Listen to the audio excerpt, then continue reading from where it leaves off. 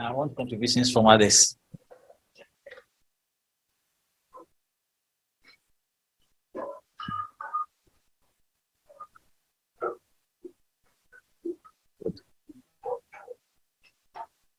We want to promote consumer choice. How do we do that if we are UA compliant? If I'm selling cars with Toyota from Japan, and I want to reach the American audience, if all my staff, those sitting in the marketing department, can't speak English, how would consumers in US be able to get to us and to understand what we are selling? If we are not UA compliant, you see that will not be possible. So if you are UA compliant, you allow other consumers to have access to multiple choices.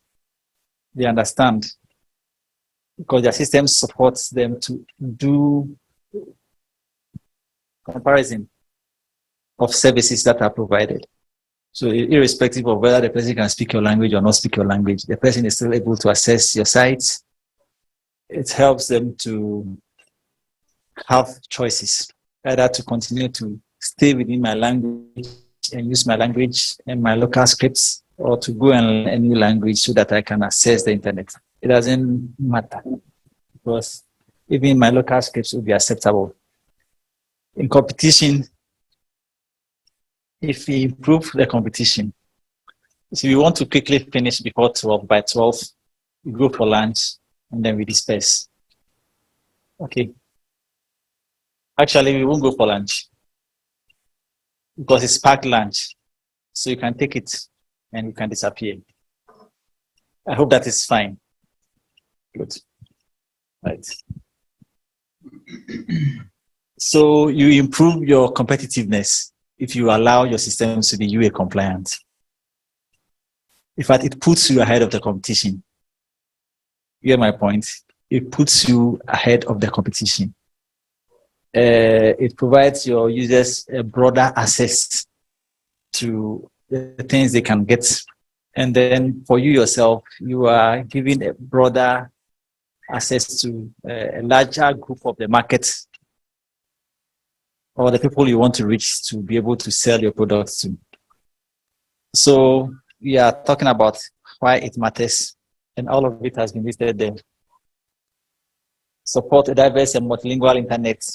It enables greater competition, it enables innovation, allows users to make a choice. It creates or expands your business opportunities for you, irrespective of where the person is searching from, irrespective of whatever script he's using or language, the person is able to still get to understand what you have on your systems. It offers career advantages for developers and system administrators. And most of you here are going to be those people. But that is why we are asking that it becomes a course content for the ICT department. Because for people who are developing, we have seen why it's necessary for you to have this as part of your development ethics now.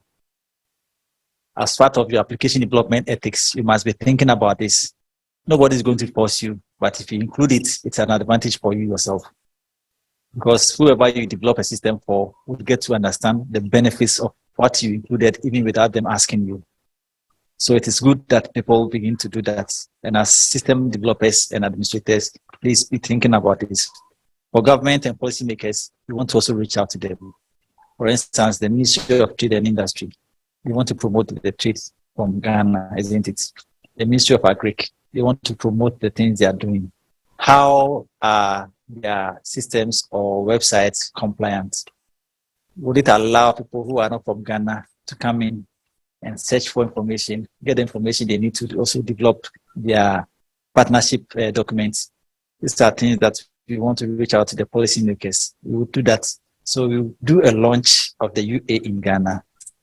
And then afterwards, we will do the workshop. So there are going to be 2 events more. The launch of the UA in Ghana. And that's one, the Ministry of Communication, the Minister for Education, Minister for Information would all have to be part of that. the government will have to take a decision to ensure that all the governmental systems and applications and whatever are UA compliant. You want that to start with the government. When it comes to the institutions, they will do the teaching and they will do all the things to support. Now, UA basically, again, as a summary, it supports more than 5 billion active users. And we are expecting 1 billion more in a few years to come online. Although in Africa, we saw where we were when we took a look at the users for internet. But we are improving. Internet penetration is going up. So we expect a more part of the people using the internet. When they come online, we want to be people who have structured systems, whichever language they use will become acceptable. The other thing that's also required is that we begin to also write codes. Okay, now you are going beyond the UA. We begin to write codes using our local scripts. The O's, the S. You see where we are going. Because if the applications must understand and use them, they must be also recognized within our coding systems and stuff like that. And so if you code in Ga tree, the system must be able to understand what you are saying. Okay, so these are challenges I'm just posing to you. What about writing an app in a local language? Or teaching people to write scripts or applications in local languages? So think about them, okay? All right, at least I know somebody has written an app in one of the local languages. They say they have, I think I was reading from Tech or so, that 2 students have either Tech or Ashasi, that they have used local languages to write an application, to build an application. And the application is, I'll search for it. When I'm sending you the presentation, I'll send to you also if I get that information. Okay, so the majority of the world does not speak English. We saw the statistics. They don't speak English as their first language. Only 1/3 of the world population. And we are not even up to 1/3 because Chinese is the first one, and then followed by Spanish. So English is the 3rd, yes, but not 1/3 of the population. English is 1/3 of the world population uses the English that we know, or the Latin alphabet. There are other people who prefer to read. I spoke to you about the Chinese person I was sitting behind. He was communicating, but he was writing with his hand, touch screen. So he write the character, then he selects from the that appear that are similar. So instead of typing, because the number of characters they have in the Chinese language cannot sit on their touchpad. You get the point? The number of characters cannot sit on the phone screen, that the small one that is there. So now he has to select. So he writes with his hand, then he selects the one that is correct. And I told you there are characters that are the same character, but it changes based on the position in the sentence or in the word. Okay, so we have things like that. So by being UA ready, there are important economic and social benefits for people who are multilingual and who are using the internet. It increases their ability to access and connect to e-commerce, local communities, and government platforms.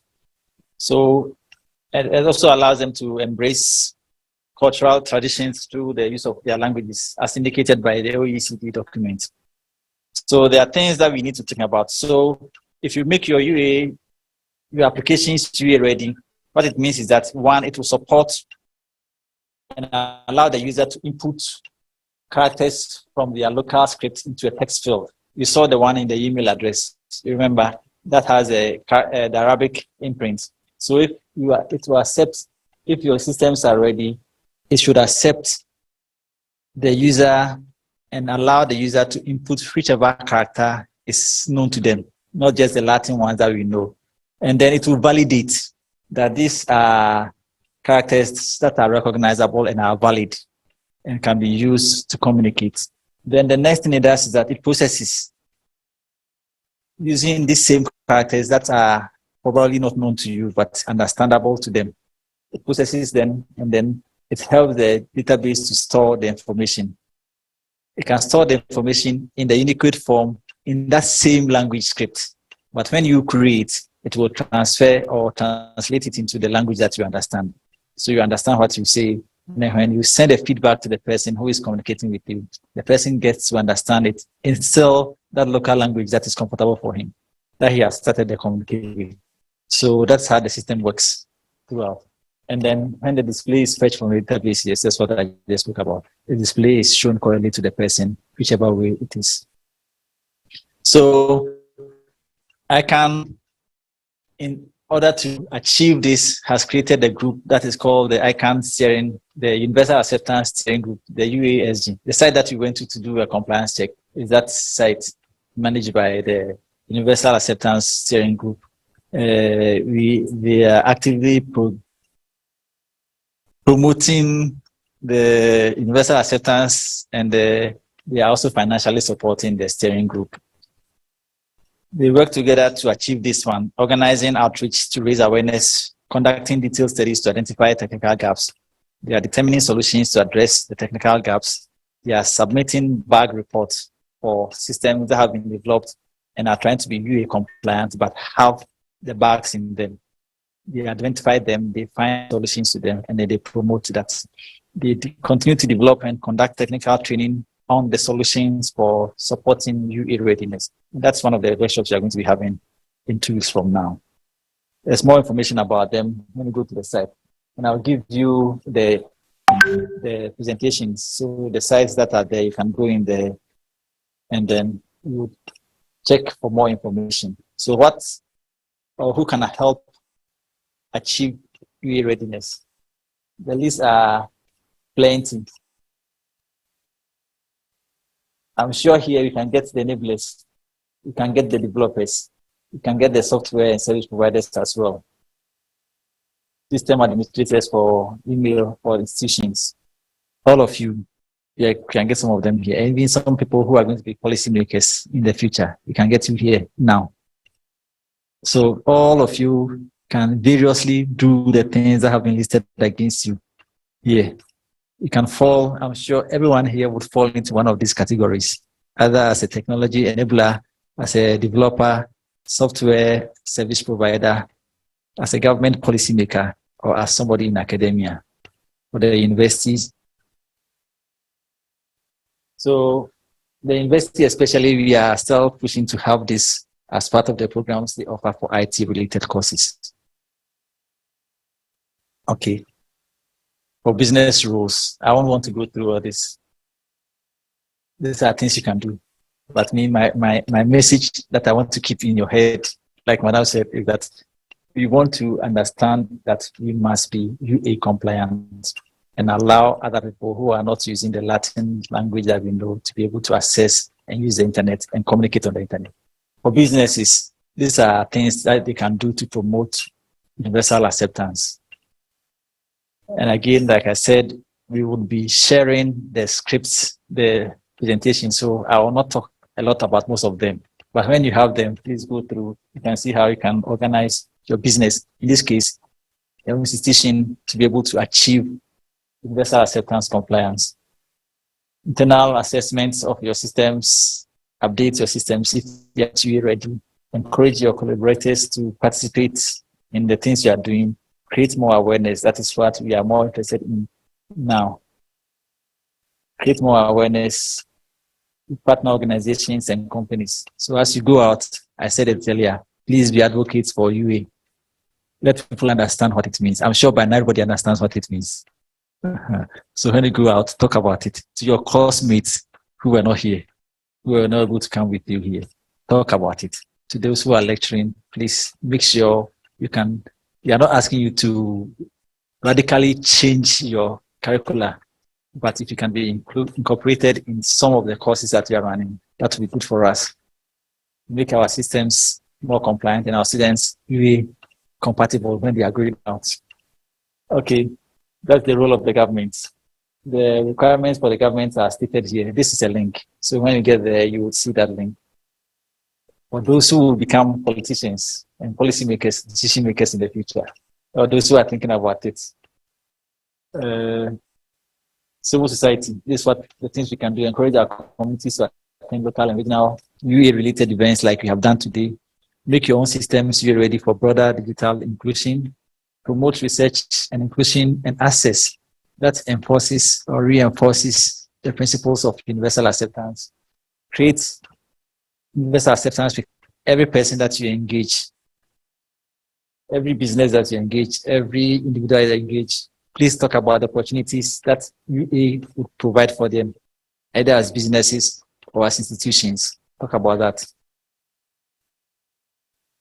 The institutions, the first thing you want them to do is to improve on their email addresses. Those of you who searched and they realize that you are compliant, that's great, that's wonderful. Those who are not, please begin conversations about getting to that level of compliance. If you are working or you are here and your institution is already compliant, when you have the opportunity to visit another institution, if you are doing Galamsey, and you understand what I mean, you are doing Galamsey or part-time lecturing with other institutions, and you go there, can you do the same? Can you check with them? Can you check to see whether their systems or their email addresses are all UA compliant? If it is not UA compliant, please, can you help them? Can you talk about it? If they want support, AAU and ICANN will provide that support, technical support to help them get their systems to that level. Okay, so we are available to do that. Okay, update your curricula to include some form of instructional instructions or teaching in the UA area.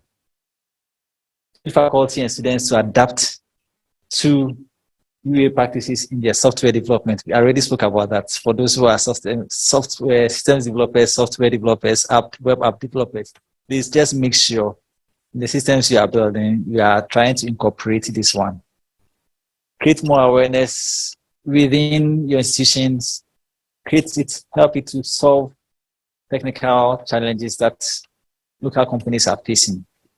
So now when somebody says, build a site for me, don't just quickly put your HTML or whatever, CSS codes or JS Node or React or whatever software application you're using. Don't just quickly put a few things together and then go and hand over to the person and say, I have completed your website. This is it. This is how it operates. Make sure it is also UA compliant. As a technical community, what will be your role? Carry out training and education activities that allow software developers and project managers to address the issues relating to universal acceptance.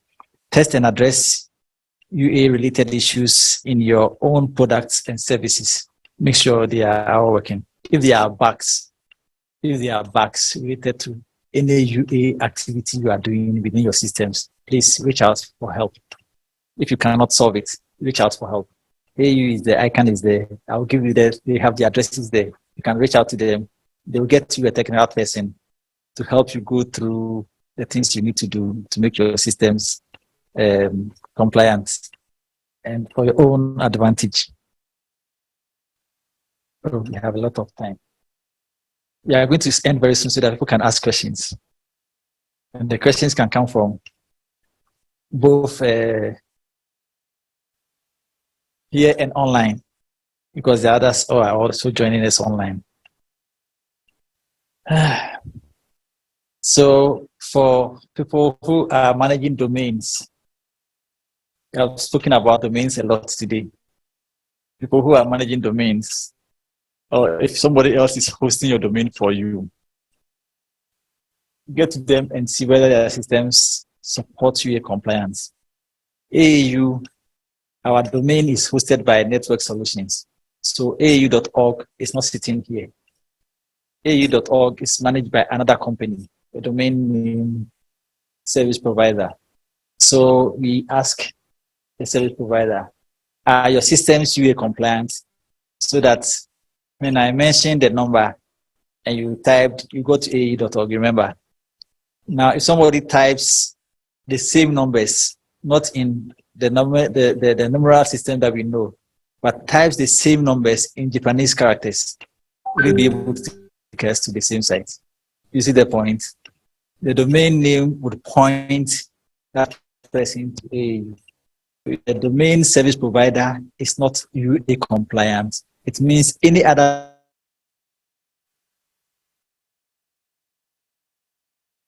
because a different person is managing our domain for us, we need to make sure that person that are UA compliant.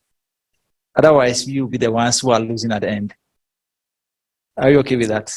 So if you are not the one hosting your domain and somebody else is providing that service for you, please check with that person and make sure the person's systems are UA compliant. Then there are service providers. Outlook is one service provider. There are those who are using Gmail. For Gmail, if they even give you the institutional one, that one, they are UA compliant. But if a different service provider is giving you email services, AAU is aau.org, all right, but it is provided by Outlook. So you make sure Outlook is also UA compliant. Otherwise, it means that other people who want to reach our mailing system cannot get us information. They cannot write to us by email. They cannot communicate to us. So you also make sure that the service provider for mail services are also what? UA compliant. Are you okay with that also? Okay. So there are a lot of ways we have to ensure that our systems are compliant. So these are things that ICANN is currently doing. We know ICANN now. We have mentioned their names several times. Internet Corporation for Assigned Names and Numbers. These are the things they are doing. They are helping to update their own software systems to support all valid names. They themselves, they see they are doing work so that their systems can support all these other scripts from different languages. And they are looking at the country code top-level domains. They are looking at the generic ones, and they are looking at what they call the label generation rules to allow inclusion of more scripts within the systems, inclusion of more scripts. Okay, so they are also supporting communities to raise awareness, expand policies and processes under development. And they are looking even now at the next generation for generic top-level domains. They haven't even finished the work they have now, but they are being very forward-looking, trying to see what could happen in the future. And they are developing tools also to support the label generation rules. So these are things that you can do, but there are two things that I want to talk to you about. Okay, these are two areas I want you to look at. You see some of the scripts I jump in. I want us to finish quickly so we can have conversation. ICANN Fellowship. Go and read about it and apply if you are interested. Okay. The goal of the fellowship is to strengthen the diversity of the multi-stakeholder model of fostering opportunities for individuals from undeserved and underrepresented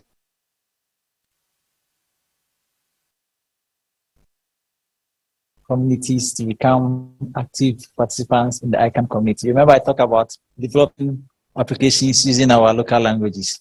We are highly high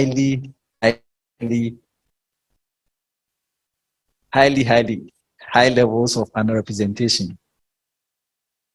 So how can we as a country begin to also show the use of our scripts on the internet and get people to search using the local languages and the local scripts that we have and still be able to get information? That's a huge project, isn't it? But if you don't start now, who will start for us? Are you waiting for the 20th generation from now to start doing that? So there must be a starting point. So the fellowship, you can apply and get involved in that one. And then the other one is to apply to become a member of the ICANN NextGen. Individuals who are interested in becoming actively engaged in their regional communities and in shaping the future of the global internet policy. So either the ICANN NextGen or the ICANN Fellowship, it's there. And get the slides, go in there and see if you are interested in supporting any of them. engage them. It's a new area. It's an area that will give you more opportunities to grow. Okay. All right. So I would want to end at this point. The other things that we can do, recommendations that can be looked at. Easiest ways to ensure all valid domain names are accepted. These are all recommendations. How to store your data and stuff like that. That makes it's also UA compliant. Processes, how to process your applications or your applications to run their processes and still be UA compliant. How you display your scripts, whether it's in Arabic or in P or Ga or Ewe or whichever language, how you're able to have it translated so that whoever is looking at the screen is seeing the language that the person understands and inputted their. Thank you very much for your time. Now, time for questions.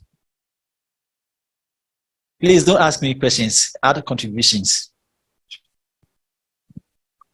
Any questions? You are welcome to ask questions. If you ask me a question, I'll ask you to go and do research. That is me. Anyway, that's just by the way. So questions and answers. Q&A time. Whether online, here physically. All right. There's a hand online. Okay, so the person can go ahead.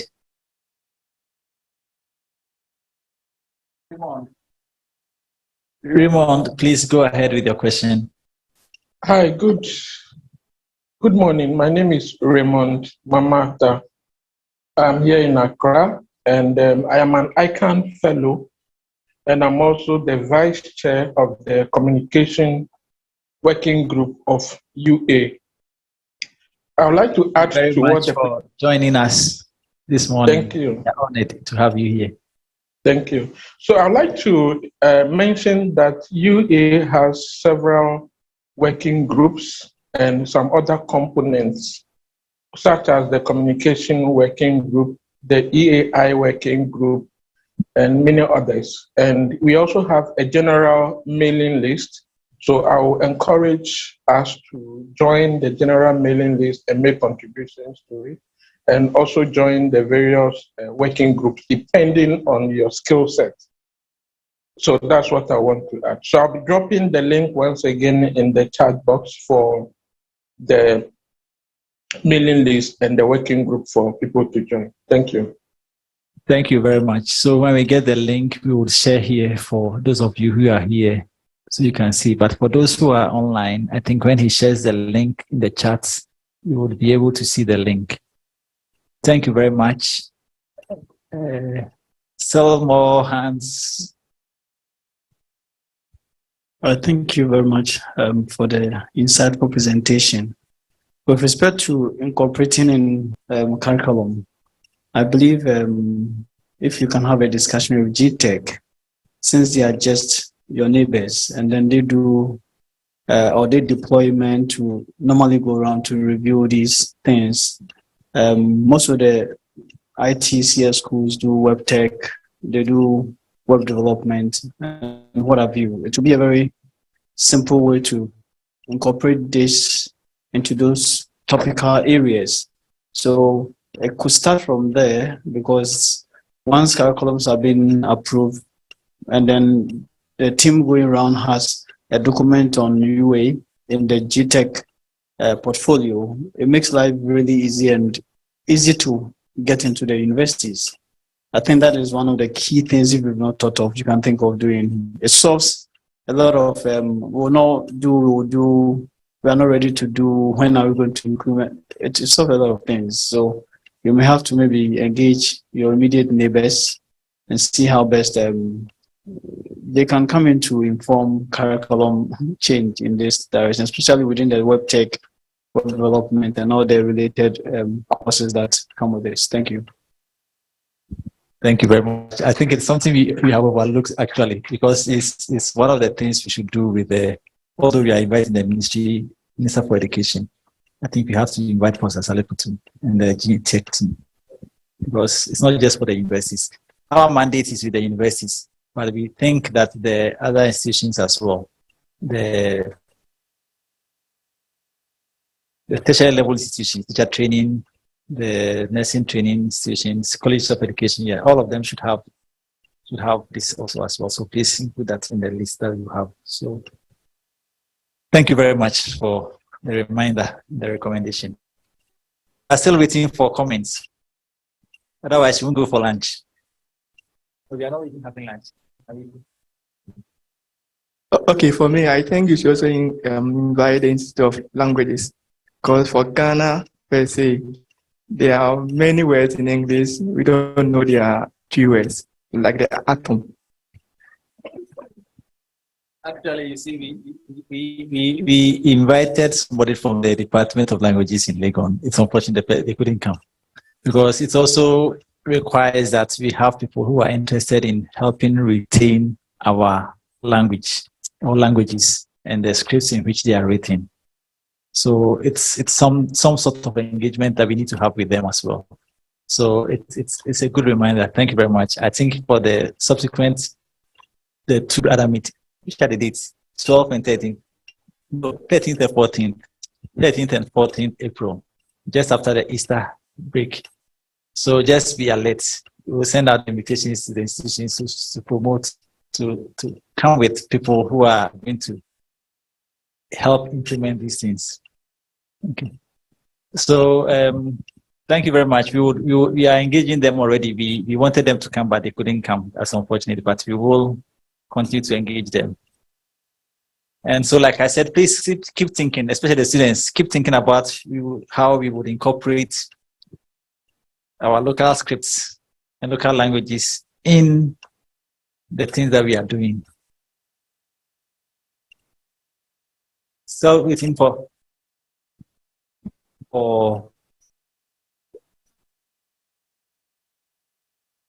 so that is why I said they should join he said he was going to be share a mailing list. There are a lot of working groups, and I'm sure ICANN has funding. They have money. So some of these things, if you are in a working group and you come up with the idea, I'm sure they will have a way of supporting. There certainly will be funding from ICANN to support some of these things. I'm not trying to push them into a corner, but for instance, this workshop is basically funded by them. This workshop is funded by ICANN. So there will definitely be a way to support if you come up with an idea, which is good. From what we learned today, the UA supports the usage of multiple languages. So it may sound weird, though, but I want to know whether you can use different languages simultaneously. You didn't see some of these things that I showed. There was a combination of one email address, for instance, that had parts of a different language and part of the normal language that we have, characters that we know. You know, they call these characters glyph, GLYPH. And there's a technical presentation. I didn't want to do that one. I wanted to do this awareness one. There are some scripts, I was telling you, the way they appear, if you are at the beginning of the sentence, is different from the way they appear when they are in the middle of the sentence, and the way they appear when they are at the end of the same word, the same character at the end of a word. It's a different one. So one character can appear 4 different ways, but the same character. And so if you do that, and then you're adding, let me go back to the script. I think I can get some of them to some samples to show.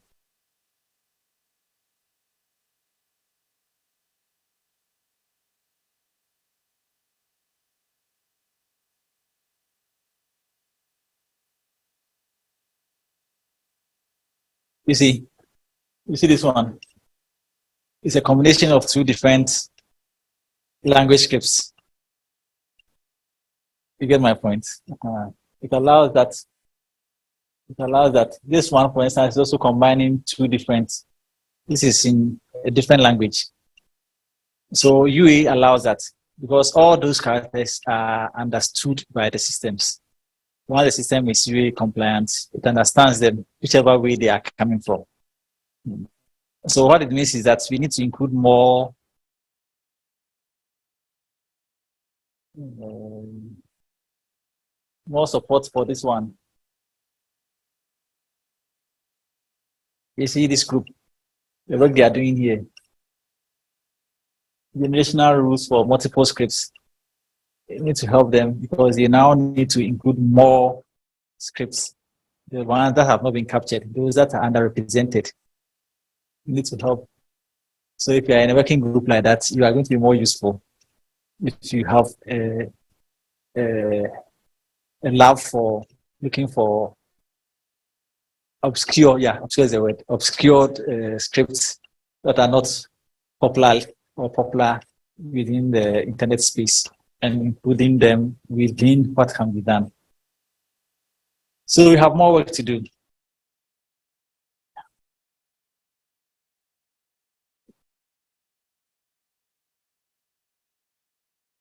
Sorry, thank you very much. My question is relating to, this is something international, but it's a comment or a question relating to Ghana.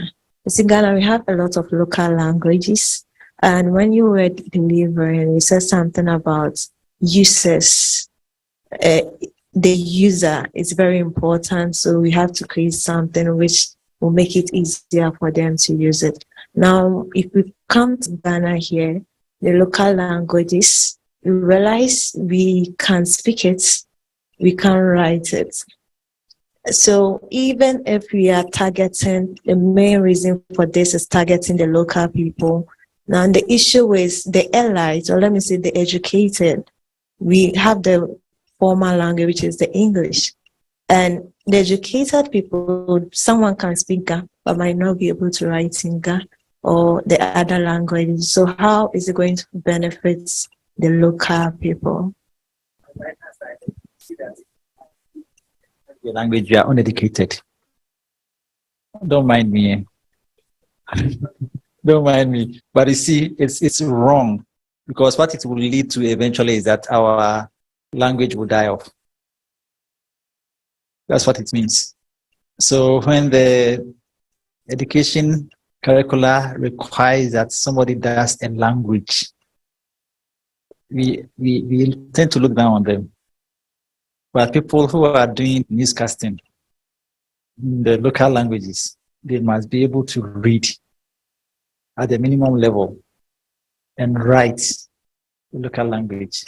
It is not always right that they try to do simultaneous or interpretation whilst they are reading the news in English. They are looking at it in English and trying to read it or say it in local language. It is not right because you are supposed to also document this and keep them.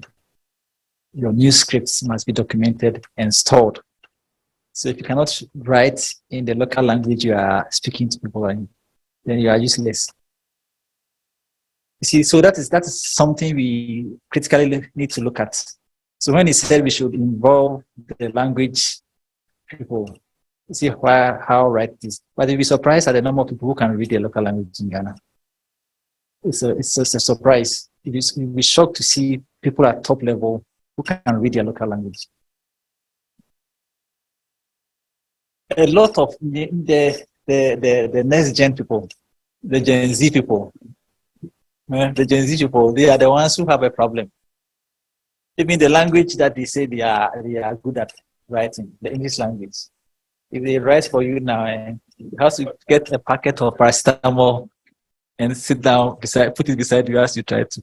But that's on the lighter side. But you see, that's the reason why we need to do that. Because there are still people who are in the local communities who can't read English, but they can read their language. That's a surprise. There are people who are in the rural areas who cannot read English, but they can read their local languages. In Ghana.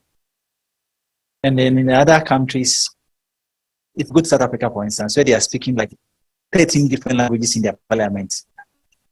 You know what they call them the rainbow country? If you go to their parliament, for instance, they are speaking like 13 different languages that are all acceptable within the parliament. So somebody gets up and is speaking his language. You have to learn, understand. Then my boss, the one who was sitting here, she's my boss, my direct boss. She's a Zimbabwean. She speaks some like 7 other languages. Kosa, Swahili, Swana, so many. But that is how those who are down, that's how they operate. And so all these languages, and she can read and she can write some of them. So for her, she really understands how this would be an advantage for them. You see, Swahili is spoken all the way from down south to as far as even Central Africa and the Congos. So it's a common language down that side. It is up to this western side where we have a lot of Nigeria. Remember that song? Every kilometer means another language. Have you heard that song? Edna Ogoli. It says in Nigeria, every kilometer means another language. So you can see how it's going to play out if you have each of them in their local languages trying to develop their systems, and that is going to be online, and the systems that we have are not UA compliant. There will always be the fight because people cannot access your products. You cannot make use of your services. You cannot support other users who want to be UA compliant. Sorry, I have a suggestion towards that. What if there's a system that can translate speech to text so it can become user-friendly for maybe like farmers that are trying to get into the internet and go abroad? Do you understand? Yeah. No, I'm talking about embedded in this, like already. Do you understand? Our whole objective for UA is to expand access and help people to have access to services, products, or whatever. So anything that can help strengthen that goal or strengthen that objective, anything that can help us solve it better, you are welcome. And I'm sure people are already thinking about that. So now that you have brought it up, I'm giving you that project.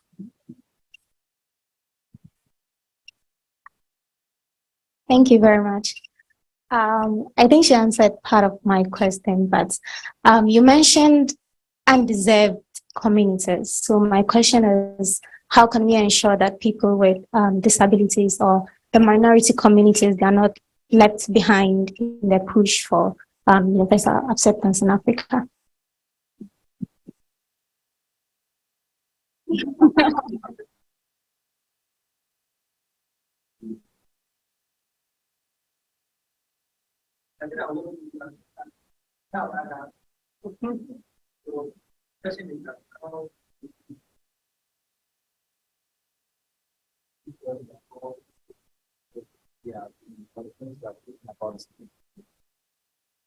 Any suggestions?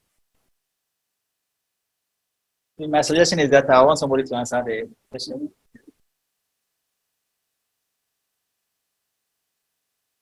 So please, my suggestion is when seminars are held, it should be at those places, but not only in Accra, so that they can also have a fair idea of what is going on.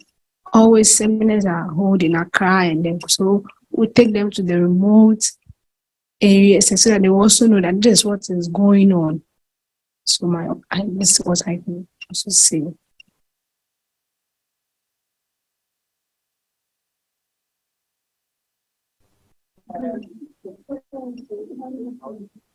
I didn't get it. I don't want to get it. I hope you agree with the solution. Okay. So now the issue is we have people like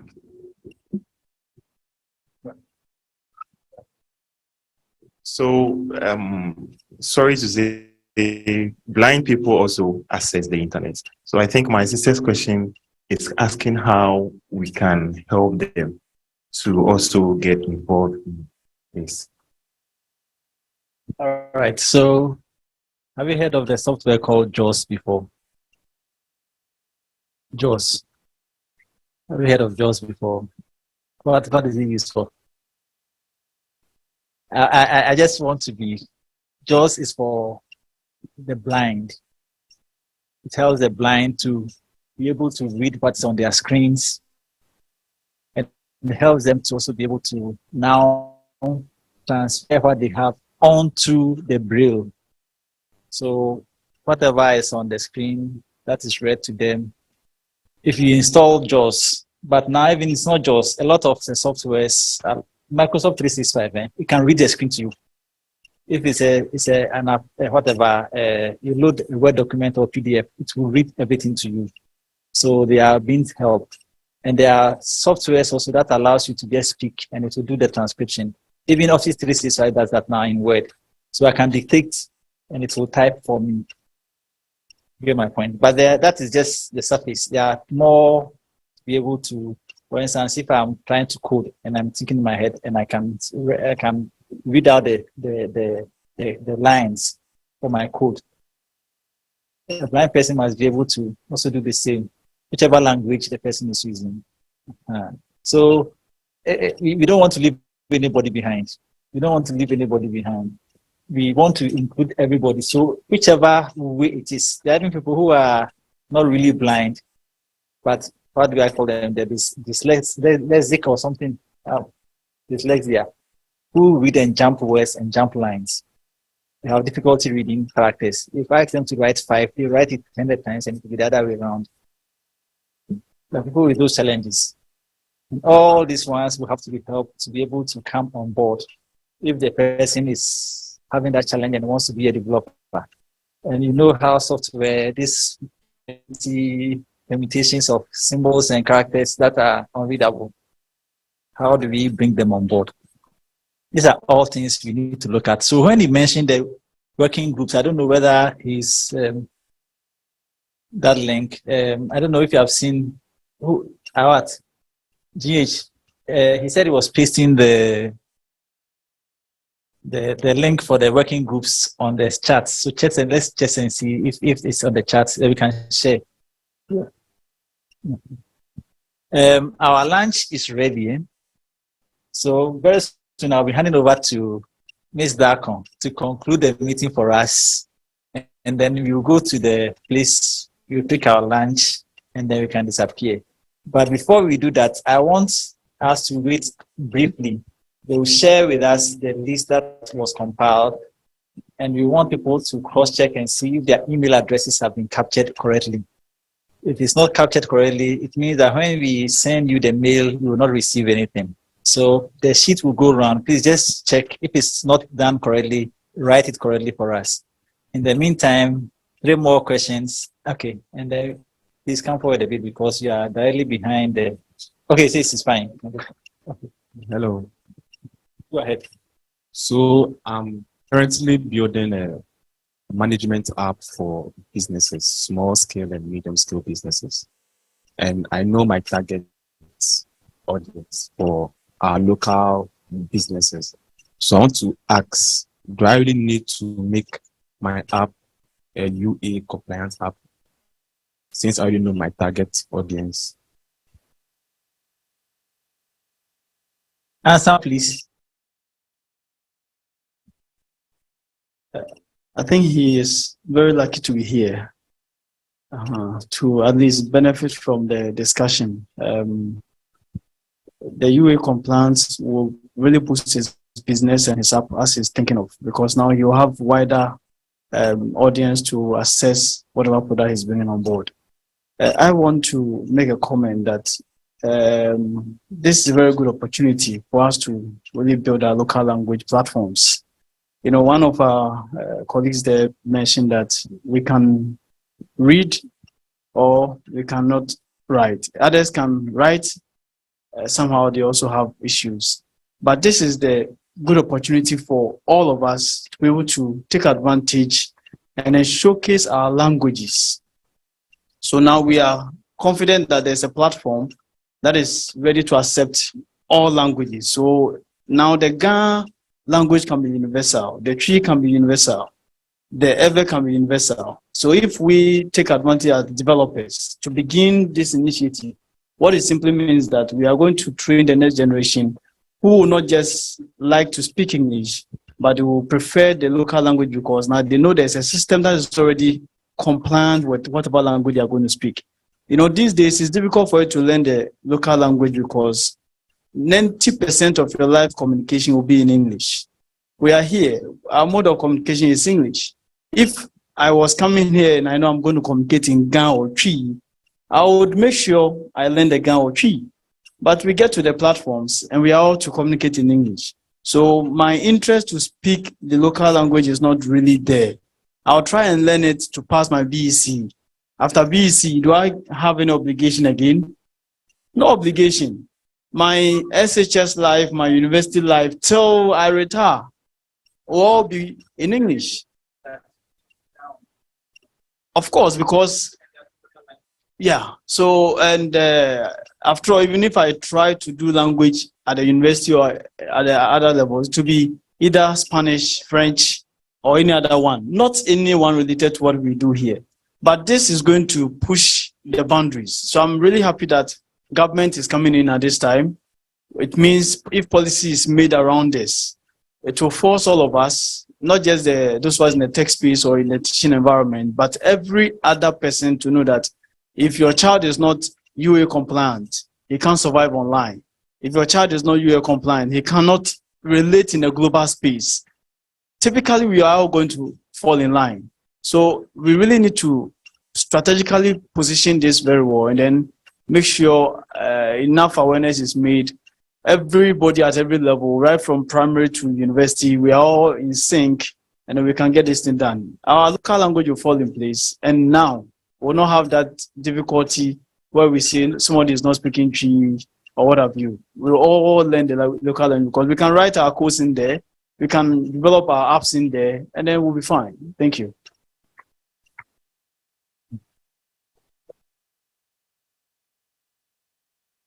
Thank you very much. When you were displaying the email addresses, I saw that each and every one of them had a character @ in there. If we are saying UA compliant, is it possible that the @ maybe will be removed? And if it is a GAN version of @ is found, if it's Swahili.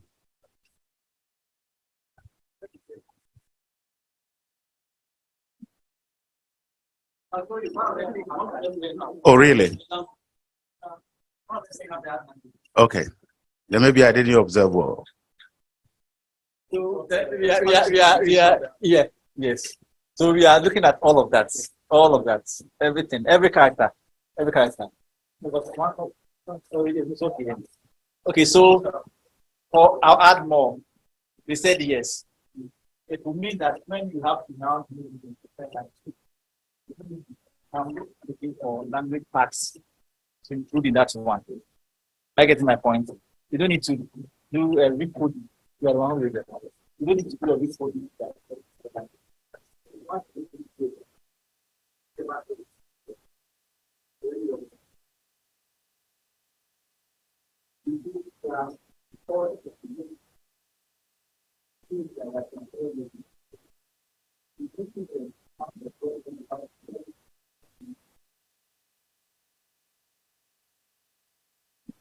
Okay, good morning. I came in a little bit behind of time, and I want to know, since I came in, all I had was universal acceptance based on domain name and email address. So I want to know whether can it cut across to other sectors or components of the internet?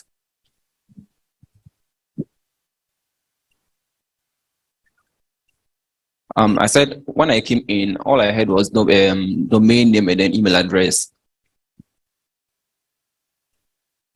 Yes, so I want to know whether the universal acceptance cuts across other components of the internet, like the characters or paragraphs in the sound on the internet.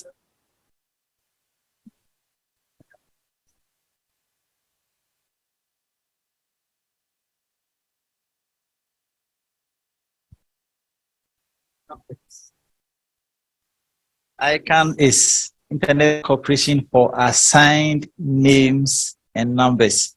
So the names, the domain names, AAU.org for AAU, let's say University of Ghana, ug.edu.gh. That's their domain. So those domain names and the numbers. So instead of writing ug.edu.gh, I can write their IP address. That is their assigned number. Okay. So when we started off, we mentioned an IP address, and they entered the IP address. It took them to aau.org. But you see, keeping the IP addresses is a difficult thing to do. If you have 10 sites and you have to keep their IP addresses, I'm sure if you sleep in your dreams, you'll be dreaming about numbers. So it is easier to remember the names. But what ICANN does is that it connects the numbers to the names so people can get to communicate with each other. So that is the basic level for all that we have discussed today. And you see, in doing that, we are using the Latin characters, A to Z, and then 0 to 9, which is known to us. And we, like you said, we grew up from kindergarten to the university using these characters. But somebody who is not here or was not born here, I won't even go far, was born in Ethiopia. And Ethiopia is still, I think, the only country that is still using the Amharic language. The Amharic language is the language that they were using when Jesus was on earth. Says these people who are considered useless. They low like people. That was the language they're using, Amharic language. And you know, the Ethiopians have a link. They think they have a link to Israel. So they have their own scripts, and they say they have over 200 characters. We have just 26. So if you add the uppercase, the lowercase, that makes it 52, plus the numbers, plus the other special characters, the commas, the full stops, the apostrophes. So let's say 70, you know, they have 200 and something plus. And each character, for instance, can get a different representation depending on their position in the word. So you see the difference now. So if somebody who does not understand this language, they are just here in Ethiopia and they don't use our character in their languages, what they teach them. So if you sit on their planes, you see them talking about their the chachung things. And on the airlines, they will speak the language first before they would speak the English language. And they insist on people learning that language. So if the person grows up understanding that language, Amharic language, and wants to write my email address, if he writes it in that language, if the system is universally compliant, that will still send a mail to me. But if the system is not, that mail will never get to me. Okay, so we are looking at the situation where the systems are able to communicate across the internet. So whether it is, it's not about the content, it's not about the content in your email. So if you are sending a mail to me, between the two of us probably have a way of communicating. Okay, but how to get that mail to me is where our focus is on now. Do you get my point? I have a follow-up on it. A follow-up. Okay. So there's something called Morse code. Mm-hmm. So you can transfer or convert text, audio to symbols, or let's say dots. Mm-hmm. So since we are talking about characters also, can the UA also support Morse code? Well, I have to check and see. But you see, Morse code has been used for signals all along. So I'm sure there must be a way that Morse code, surely there must be something, but I have not checked to see. But I'm sure there must be a way where Morse code can also be either transcribed into standard code or something. There must be some application that allows that to happen. I get my point. Because that was used to communicate from point to point over time before all these modern technologies came in. The question about the @ sign. You know, you have maybe at Gmail dots. So dots over there is a symbol or a sign. Yeah. So if another character or another language does not, see my point, irrespective of which script we are using, the standard symbols that we have, there must be some representation of that one. At the @ or the dot or whichever, there must be a representation that is understood by whichever application you are using to send your message, your mail, or to visit a site. Are you getting my point? So all that we are focusing on is that there should be the possibility of you to communicate with somebody else, either by mail or by their website, and there must not be any restrictions because the scripts you are using is not understood by that other party. Are you okay with that one? That is what all that we have said all this morning. And like Madam said, for nothing at all, we are going with the information that you must be able to communicate irrespective of what script you use. Right. Okay. Password, my long password. Okay, please. Don't turn your head. Are you turning your head? It is office machine. So we were, please has everybody gone through the mail list to see that their email addresses are fine? Oh, where is it? Oh, okay. We want to finish and then we go have our lunch and then we can go home. I would also, on behalf of the Secretary General and my boss, thank all of you for taking time off your schedules to be with us this morning and to have a conversation about universal acceptance and how it will help our institutions and our systems to work on the international market.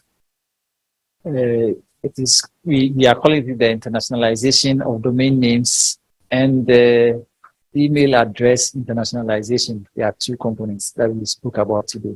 Internationalization of the domain names and email address internationalization.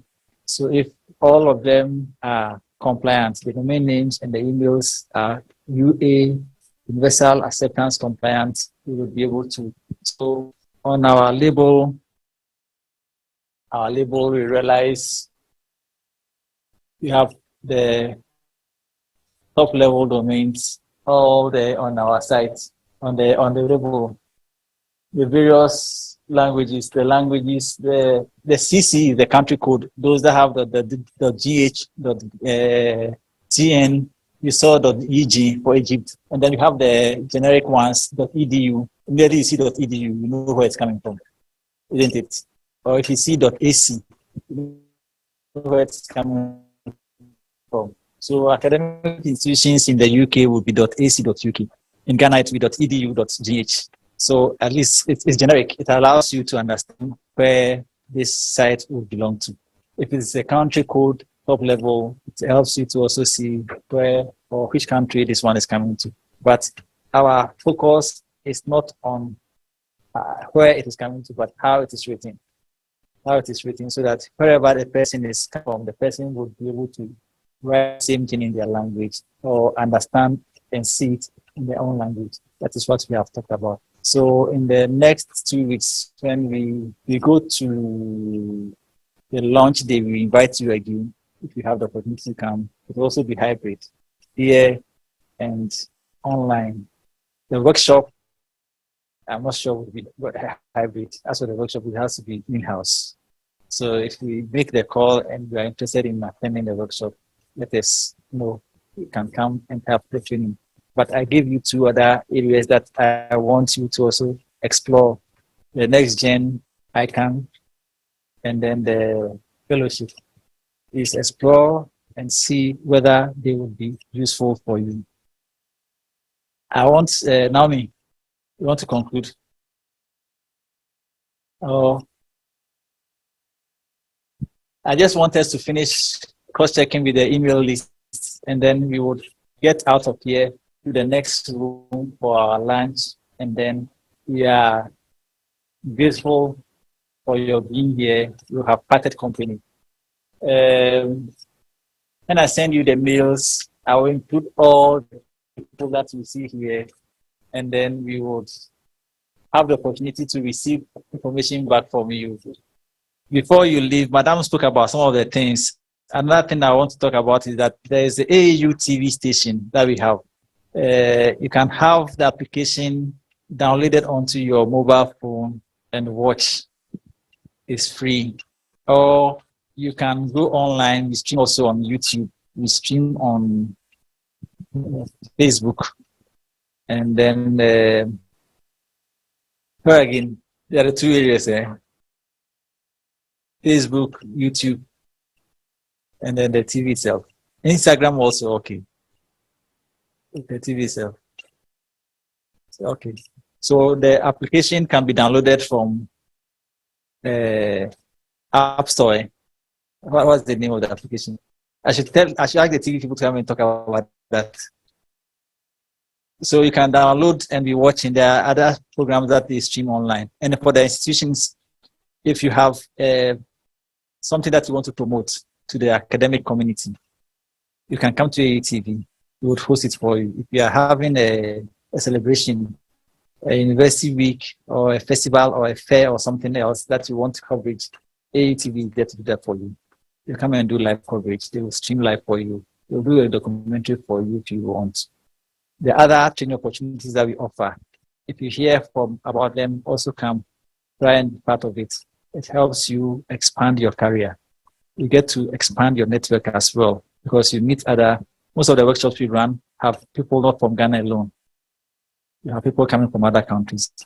You have 400 universities across the continent that are members of AU. So we have from South Africa all the way to the North Africa. We have universities across all those countries. And when we organize meetings, Madam, we are playing a video first, CORVIP. It's a conference of rectors, vice chancellors, and presidents of African universities in Namibia in July.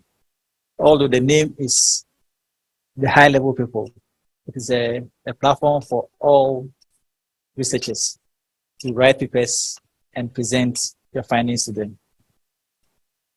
At that meeting, the vice chancellors will meet in a side meeting to decide the trend or the path for improvement in higher education. But the main meeting would be for people to present their research works to these people and to have criticism from them about how the papers can be improved or where they think the papers must go beyond where that meeting. I'm still waiting for that paper, final paper, so we can all move. So if you can quickly do that, I think we have a few people more left. Then we can get to our lunch and then we can move out. Please ensure that your name and your email address is correctly done on the paper. For those online, unfortunately, we can only invite you to watch us eat. But we are happy that you also were with us today to enjoy the discussions and the conversations that we have. We are grateful, we are thankful. On behalf of the SJ, I would want to say well done for keeping faith with us up to this time. Please, just a quick one. It seems I have a lot of money.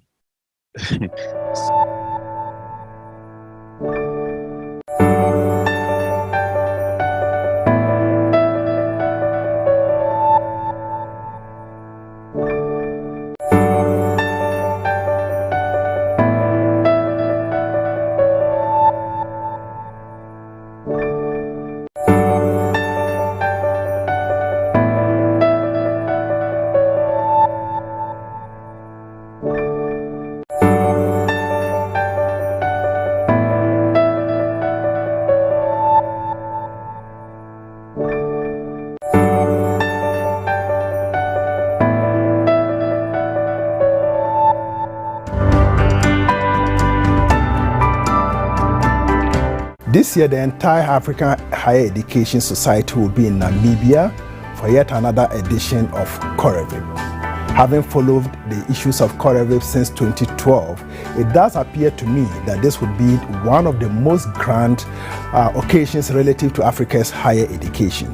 I am specifically enthused to be part of issues relative to doctoral training in Africa. Come, let's share knowledge on how to use technology as a tool to enhance doctoral training within the confines of the African continent. You have some other plans? No, Corevip is the place to be.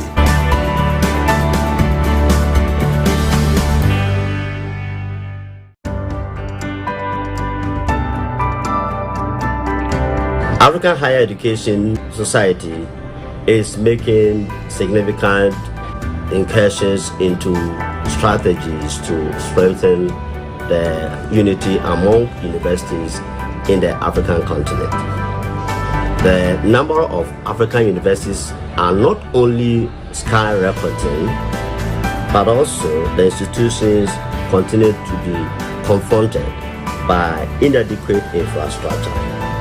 This makes the sub-theme of African Higher Education Corevip 2023, promoting African inter-university partnership, cooperation and internationalization drive, not only aptly relevant, but also in the right direction.